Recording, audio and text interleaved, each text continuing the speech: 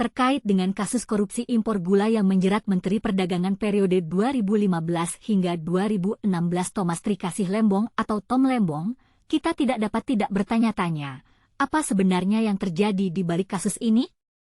Bagaimana bisa seorang Menteri Perdagangan dapat terlibat dalam kasus korupsi seperti ini? Menurut Kapus Penkum Kejagung Harli Siregar, dana korupsi yang diduga mengalir ke Tom Lembong tengah ditelusuri jaksa.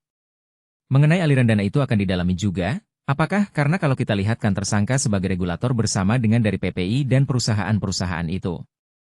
Apakah ada misalnya di situ unsur aliran dana? Tentu akan didalami, jika Harli. Lalu, bagaimana dengan perusahaan-perusahaan yang dapat proyek impor gula? Apakah mereka juga terlibat dalam kasus korupsi ini? Ya, nanti itu sangat tergantung dari keterangan-keterangan yang akan dilakukan dari beberapa pihak. Misalnya dari 8 perusahaan itu, kan dia dapat keuntungan, apakah ada aliran dana terhadap siapa saja? Nah itu nanti sangat tergantung dengan keterangan yang akan berkembang, ucap Harli. Dalam kasus ini, kita perlu memahami beberapa istilah yang terkait dengan gula, seperti gula kristal mentah, GKM, gula kristal rafinasi, GKR, dan gula kristal putih, GKP. Mudahnya, GKM dan GKR adalah gula yang dipakai untuk proses produksi, sedangkan GKP dapat dikonsumsi langsung. Menurut aturan yang diteken Tom Lembong sendiri saat menjadi Mendak, hanya BUMN yang diizinkan melakukan impor GKP, itu pun harus sesuai kebutuhan dalam negeri yang disepakati dalam rapat koordinasi antar kementerian serta dalam rangka mengendalikan ketersediaan dan kestabilan harga GKP. Namun, dalam perkara ini, Tom Lembong malah memberikan izin ke perusahaan-perusahaan swasta untuk mengimpor GKM yang kemudian diolah menjadi GKP. Jaksa mengatakan Tom Lembong menekan surat penugasan ke PT PPI untuk bekerja sama dengan swasta mengolah GKM impor itu menjadi GKP. Total ada 9 perusahaan swasta yang disebutkan, yaitu PT PDSU, PT AF, PT AP, PT MT, PT BMM, PT SUJ, PT DSI, PT MSI, dan terakhir PT KTM.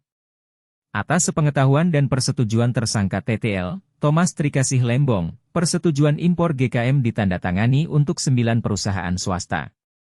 Seharusnya, untuk pemenuhan stok dan stabilisasi harga, yang diimpor adalah GKP secara langsung, kata Abdul Kohar selaku Direktur Penyidikan pada Jaksa Agung Muda Tindak Pidana Khusus. Setelah perusahaan swasta itu mengolah GKM menjadi GKP, PT PPI seolah-olah membelinya. Padahal yang terjadi, menurut jaksa, GKP itu dijual langsung oleh perusahaan-perusahaan swasta itu ke masyarakat melalui distributor dengan angka Rp 3.000 lebih tinggi dari harga eceran tertinggi, HET. Dari pengadaan dan penjualan GKM yang diolah menjadi GKP, PT PPI mendapatkan fee sebesar Rp 105 kg.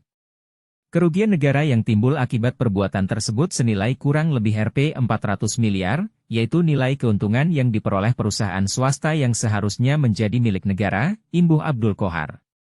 Sementara itu, Indonesia Corruption Watch, ICW, meminta Kejagung juga mengusut potensi keterlibatan kementerian lain di kasus korupsi impor gula. ICW mendesak agar penyidik juga melakukan pengembangan kasus, khususnya untuk menemukan aktor-aktor lain yang diduga terlibat. Sebab, jika dicermati lebih lanjut, kebijakan impor gula kristal mentah tidak hanya dilakukan sepanjang tahun 2015 hingga 2016, tapi juga berlanjut ke tahun-tahun berikutnya, ujar Koordinator Divisi Korupsi Politik ICW, Egy Primayoga. Dalam konteks perkara yang terjadi di Kementerian Perdagangan, penyidik juga harus mengurai potensi keterlibatan kementerian lain yang menyangkut kebijakan impor tersebut, katanya. ICW mengingatkan Kejagung agar tidak sekadar menjelaskan konteks perkara secara umum, namun juga masuk lebih jauh mengenai unsur pasal di dalam UU Tindak Pidana Korupsi. Seperti diketahui, 2 tersangka sejauh ini disangkakan dengan pasal 2 ayat 1 dan pasal 3 Yungto pasal 18 Undang-Undang Nomor 31 Tahun 1999 atau korupsi dengan kategori kerugian keuangan negara. Kita tidak dapat tidak bertanya-tanya. Bagaimana dengan masa depan Tom Lembong dan Charles Sitorus, 2 tersangka dalam kasus korupsi impor gula ini?